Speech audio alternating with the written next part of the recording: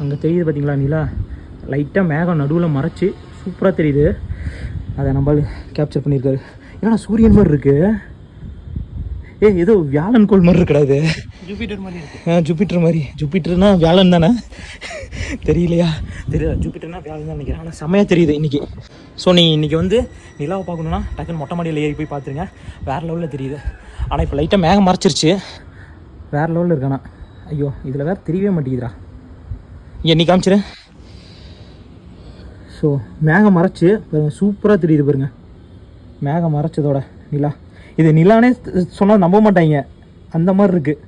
But நல்லா இருக்குது விஷுவலாக. ஐ மீன் நேரில் கண்ணில் பார்த்தீங்கன்னா நல்லாயிருக்கும். ஸோ மறக்காமல் இன்றைக்கி நைட்டுக்குள்ளே பார்த்துருங்க கைஸ்.